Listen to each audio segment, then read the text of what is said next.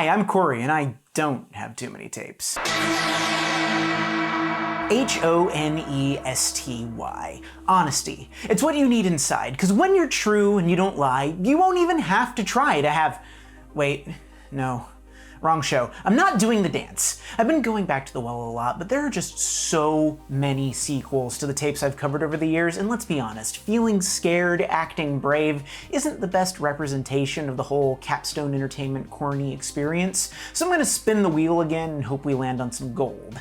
If this is your first Corny video, let me backtrack a bit.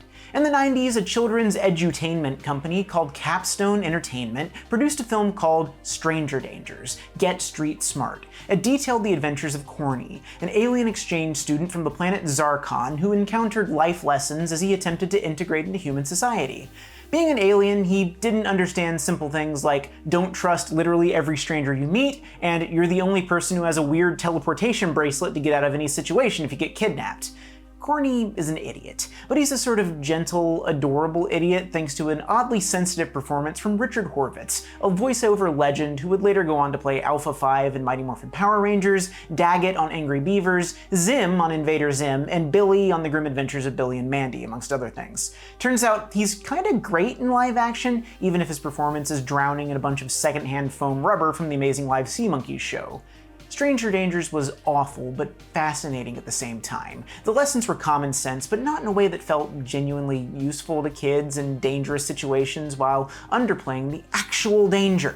Most kidnappings are perpetrated by family members or someone a kid already knows. But if you remember that episode from, 5 years ago, I hopped into an ice cream truck as a tween to try to catch a ride back to a park one time, so my opinion may be untrustworthy. The excitement and success of that first video spawned a need for sequels. Fast sequels, instantaneous sequels. So they seemingly put two into production simultaneously.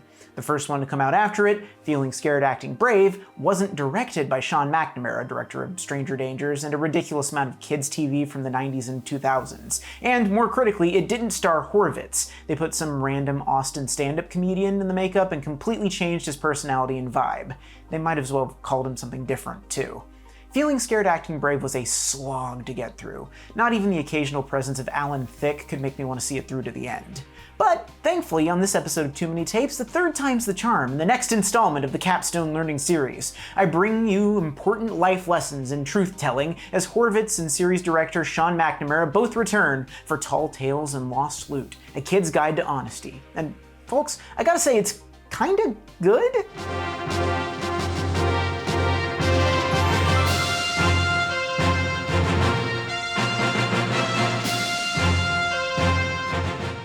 The opening crawl makes sense, finally! Quickly establishing the moral. It's about lying.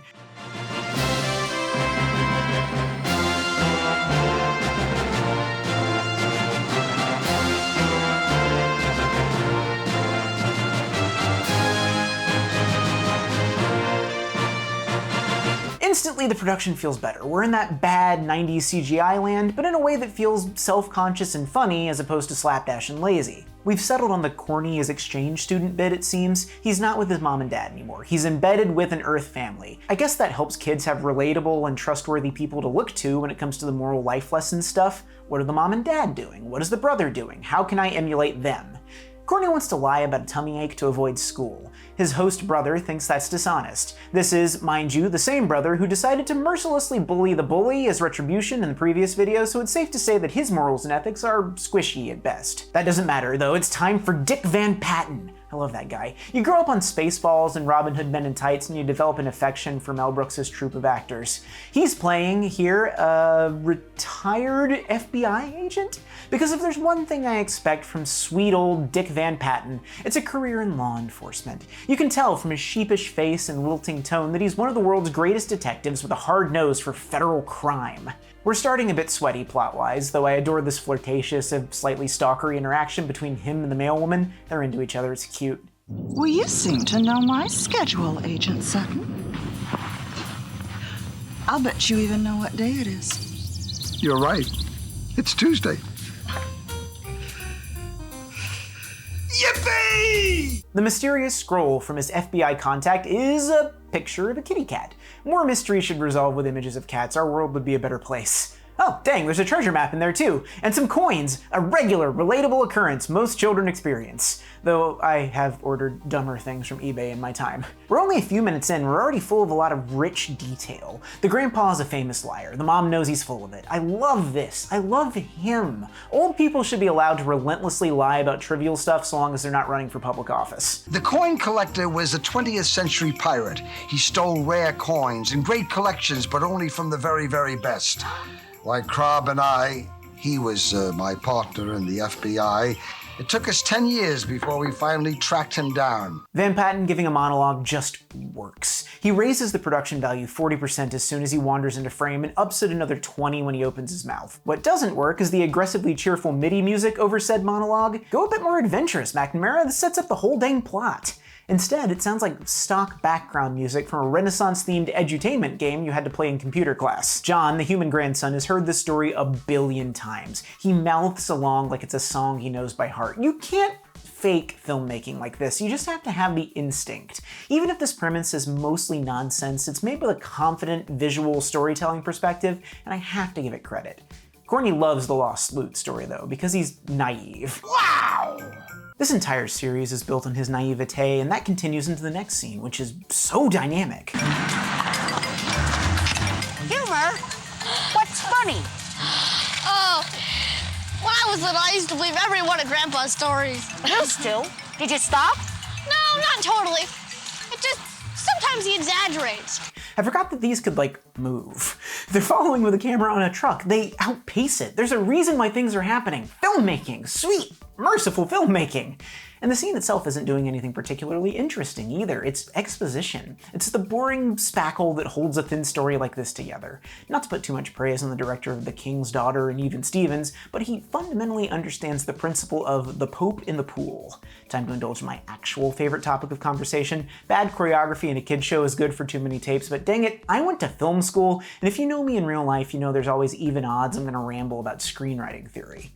The Pope in the Pool is a concept popularized by Save the Cat, a ridiculously successful screenwriting book by Blake Snyder that arguably worked a bit too well, a lot in the same way Dan Harmon's Story Circle worked a bit too well in standardizing story structure for television. That's the problem with these big screenwriting and storytelling systems. In their attempt to bring order and structure to chaos, they essentially templatize storytelling, and lazier writers will just stick to that template and call it structure. But that's beside the point.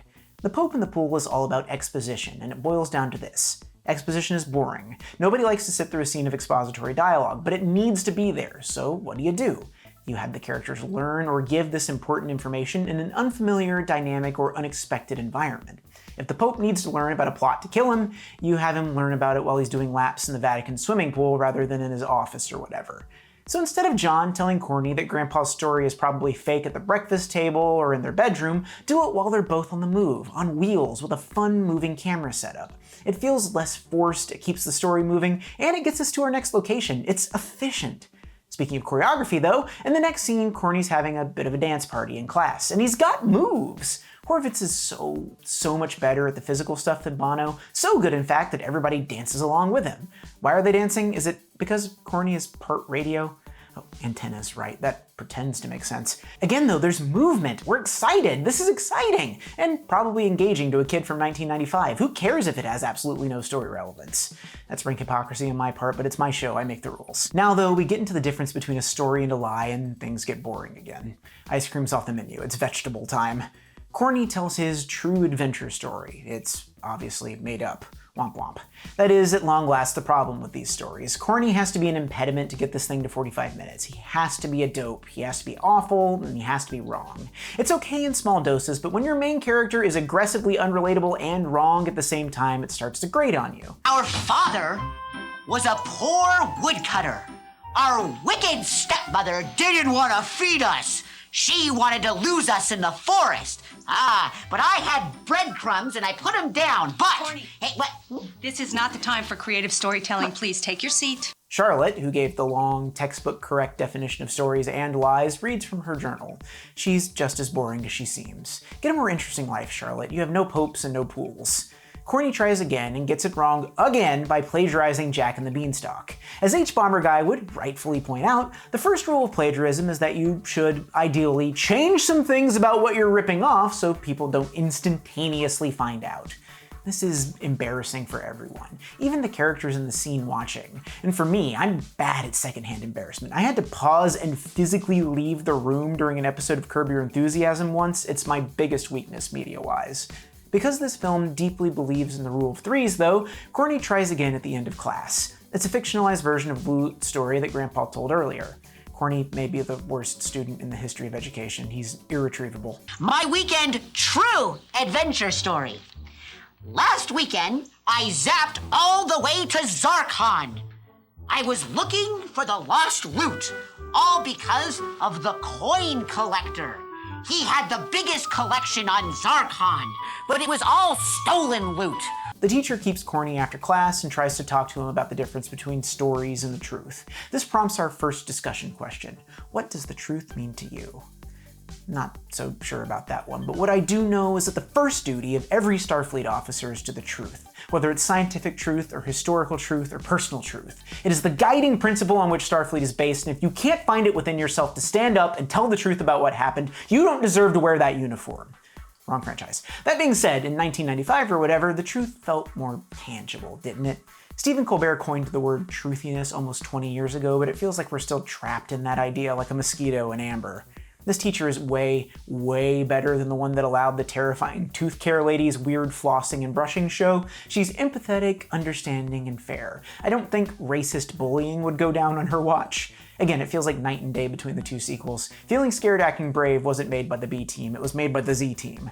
The Z stands for Zarkon there, you get it. I'm sure every day on Earth must be an adventure for a boy from Zarkon.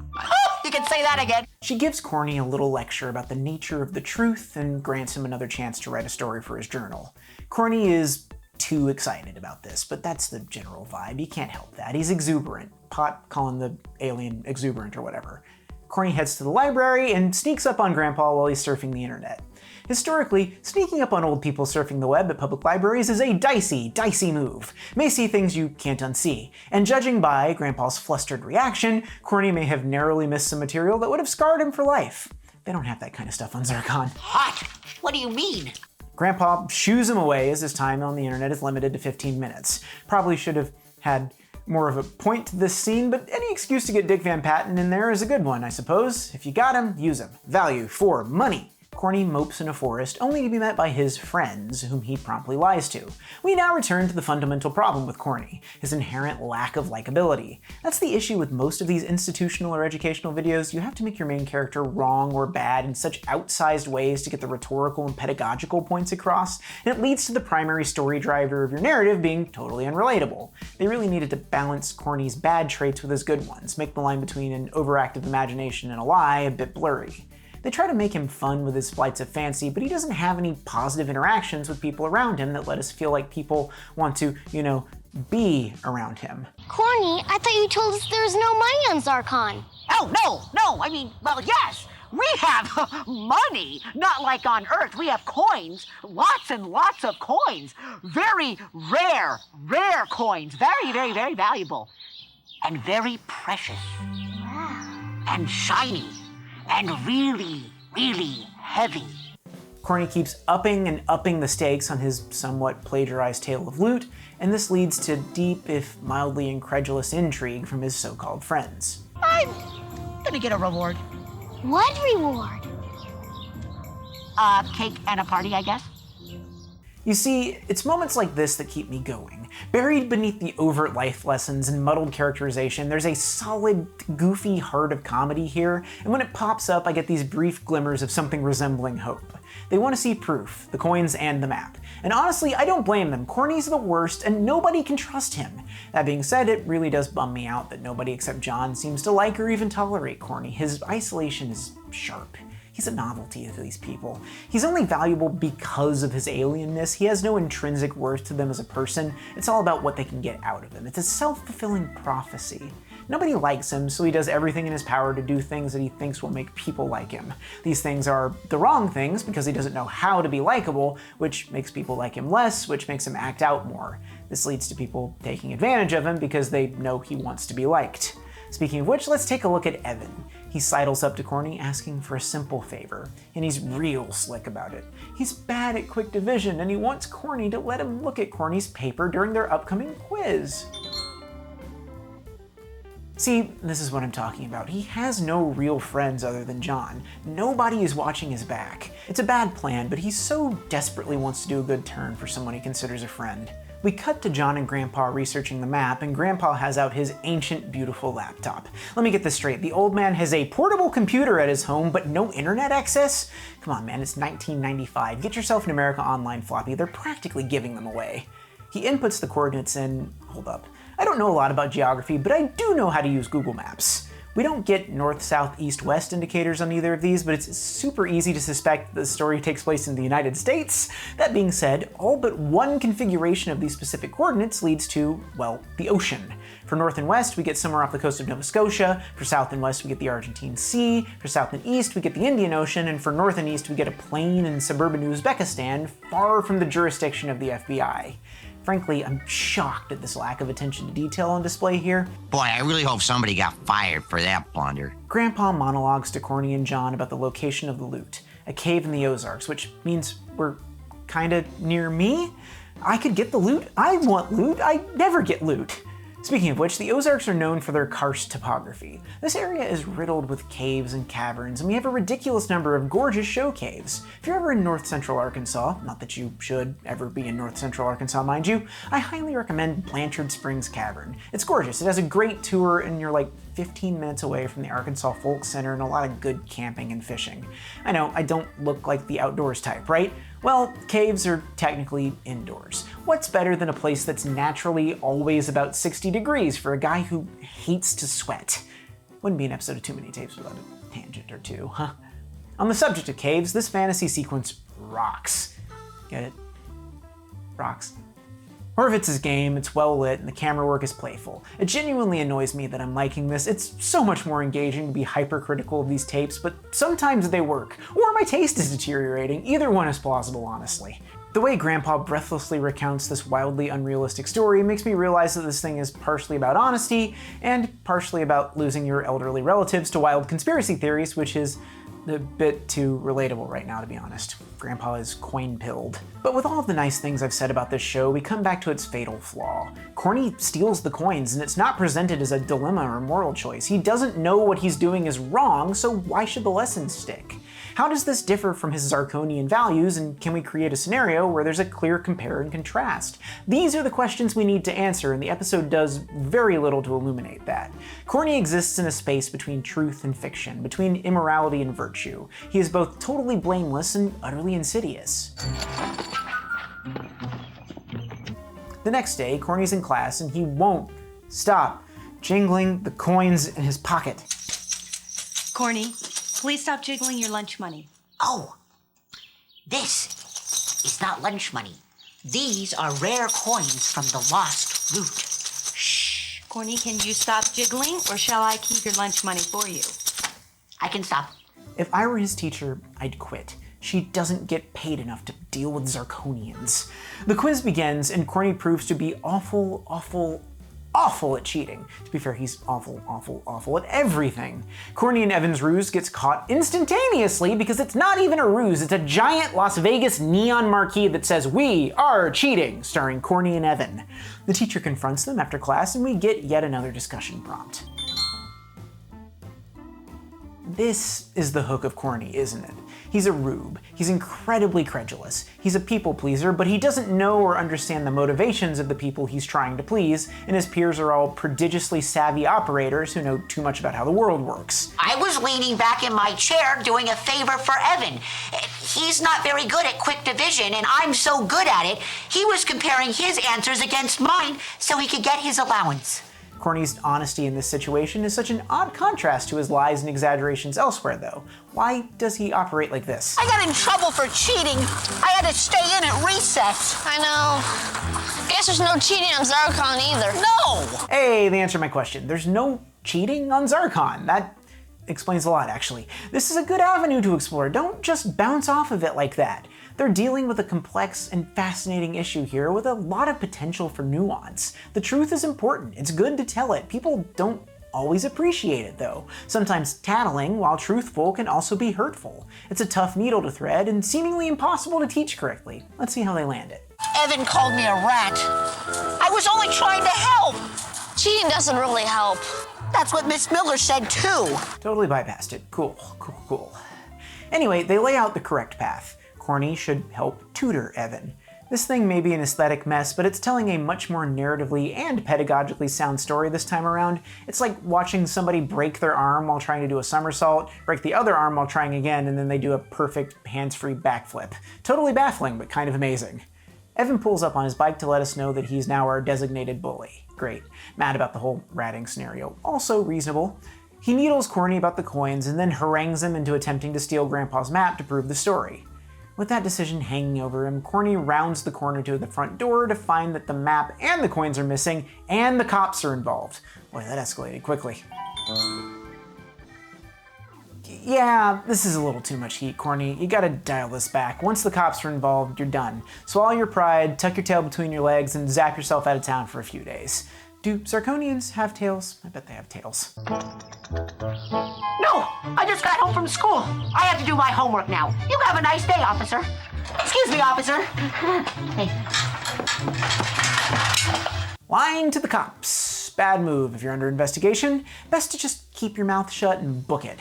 So he's like half right there. You got a right to remain silent, bud. John covers for Corny though. I swear, he's his only friend in the galaxy.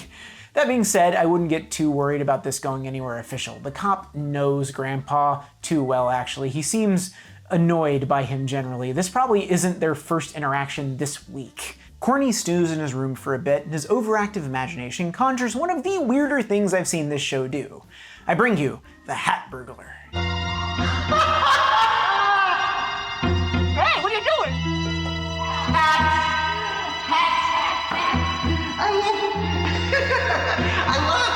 No, I leave that. I'm the Hat Burglar.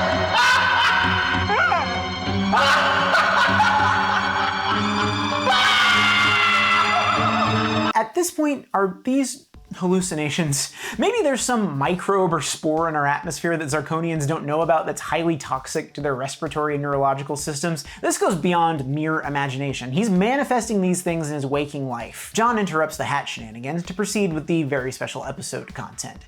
We've established that Corny took the coins but not the map.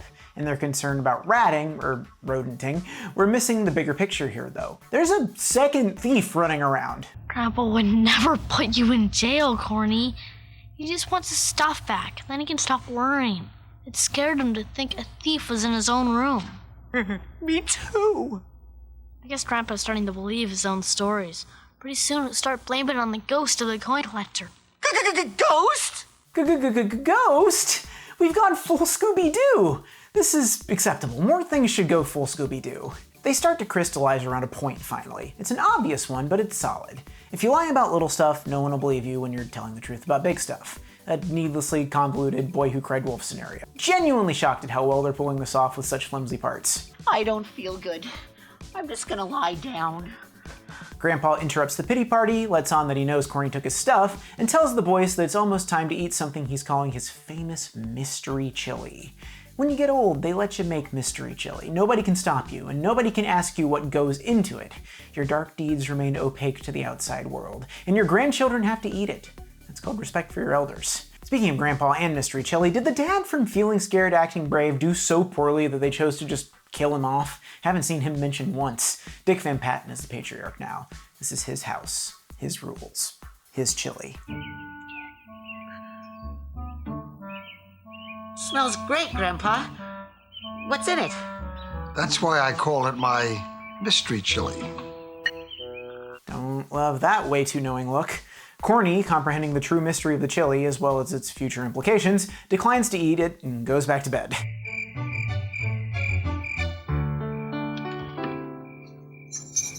Corny? Another corny video, another late night pep talk from Mom to really underline all of the life lessons. If my suspicions are correct, this is where it's all going to start to turn around for him. Except this time there aren't any of those creepy Jonathan Demme POV shots. It all plays out in a loose, comfortable oneer. Steady hand behind the wheel, even when we're doing wacky stuff. It's nice to see. Uneasy Sleep allows Corny the opportunity to have some guilty sleep confessions, and another wild burglar dream/fantasy that features that little piece of glass they put in front of the lens that makes the image go all wildly so you know it's a dream sequence. Through all of this, the only thing I can think about is that I still wish Corny had some PJs. It's weird that he sleeps in his clothes. He must stink. He wears the same outfit 24 hours a day. Maybe Zarkonians don't sweat? Maybe my little friend can help get the truth from you. This dream sequence has real "we need to make 50 minutes" vibes. Cut it, move on. Okay, wait, no, hold on. That's Sean McNamara in a cameo as the director of a schlocky action film. This has juice, leave it in. Action!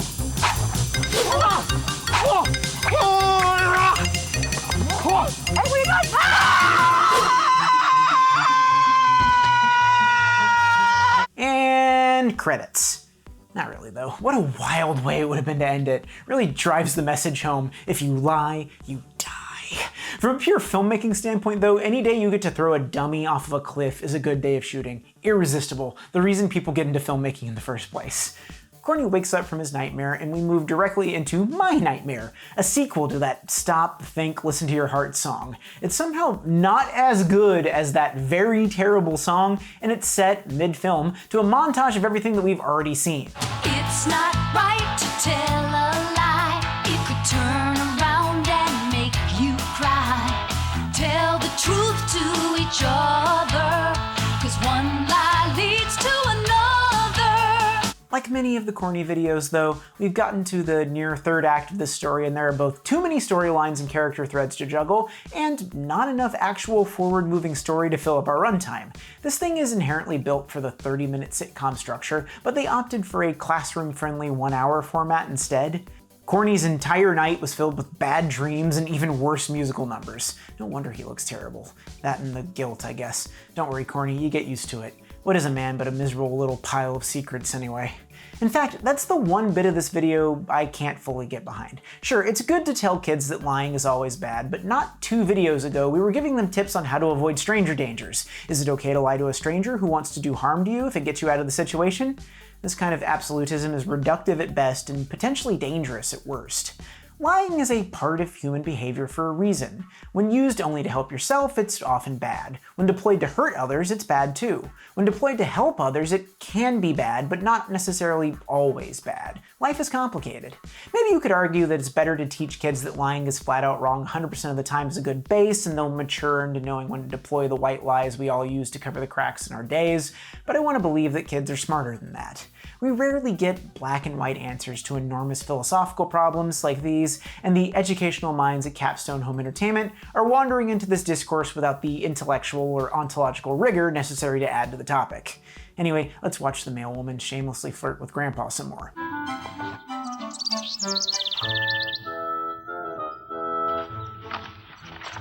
The map! Where did you find it? I thought that might be yours. I found it at the library yesterday. Is that what Agent Krob sent you? The library? What am I, losing my marbles? She really wants a bowl of that mystery chili if you're picking up what I'm putting down. Okay, so this whole map situation is genuinely confusing, assuming we're gonna get an answer on that. Apparently Grandpa may just be forgetful and he left it at the library.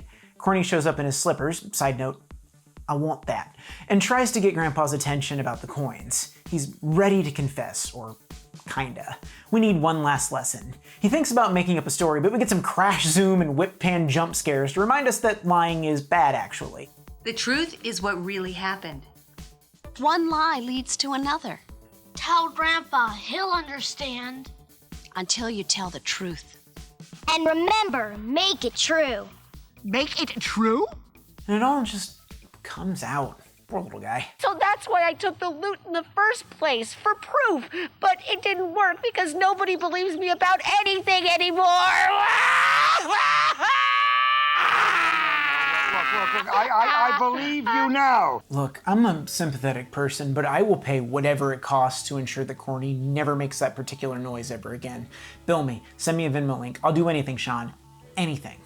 We get a restatement of all the themes, a hug, some French toast, and suddenly everything's back to normal. Seems like everybody learned a lesson. Even Evan comes over to apologize and take Corny up on his offer for division tutoring. All is right in the world. Roll credits, right? We're done here? No. No, we're not. All of a sudden, a limo shows up carrying the FBI agent Grandpa's been crowing about the whole episode. It's being driven by a guy who looks alarmingly like Jim Jarmusch. I'm assuming it isn't Jim Jarmusch, but you never know. If there's coffee and or cigarettes nearby, he may be there. Anyway, apparently Grandpa's little incognito computer adventure at the library yielded some results, and the two of them are being whisked away to be on some Treasure Finders cable show, which would mark one of the only shows on cable that actually provides travel and accommodation for its day players. Not great for the budget, Crime Fighters Network. You're gonna miss your quarterly revenue projections with frivolous expenditures like that. We end with Corny oversharing his all-new, all-true story in class, and the credits finally roll as everyone laughs at him for telling the truth. Maybe not the best final note if we want to reinforce the whole telling the truth is good angle, huh? In fact, the whole Grandpa is telling tall tales bit gets totally shot in the foot if his stories are real. Where's his reckoning? Is he learning the same lesson as Corny? Does that mean he actually left his map at the library? I thought that was a joke. He got the police involved, for crying out loud. Maybe that's why the cop was so annoyed. In an ideal script, the Grandpa would be just as much of a fabulist as Corny. Where's their heart-to-heart about making up stories where the Grandpa learns that he needs to be careful about the wisdom he imparts to his grandkids? Guess we just didn't have time, too busy hanging out with the hat burglar. So this concludes our third Corny adventure, but there are 3 more of these out in the wild. One where Corny helps a friend with his parents' divorce, one where Corny learns responsibility, and one where he, leads a televised workout class and gives nutrition tips. That one's not a McNamara joint either, and it really, really shows. Horvitz is still there, though, sweating his heart out under the latex and studio lights. Poor guy. I have the first 2 coming my way sometime soon, so this won't be the last we see of our Zarkonian friend here on Too Many Tapes. And that's a promise. I rarely lie to you. Or do I?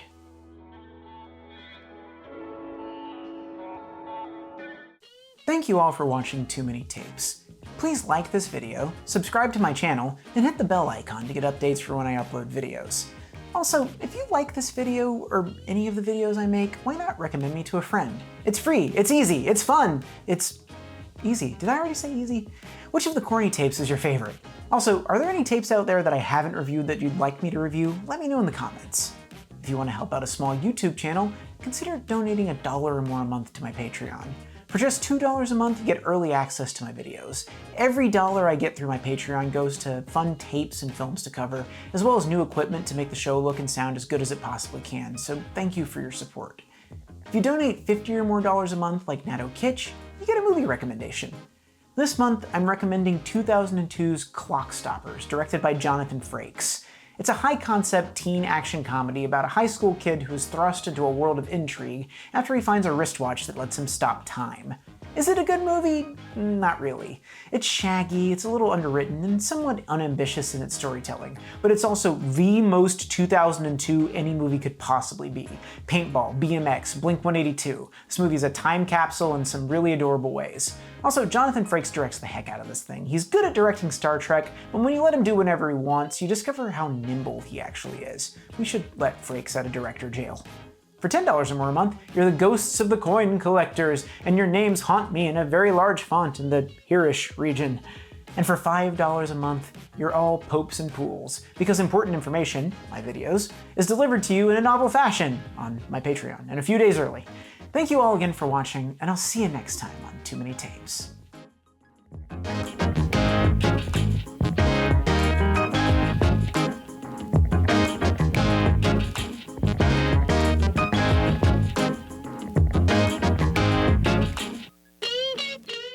I bring you the Hat Burglar. Ooh, that's not great.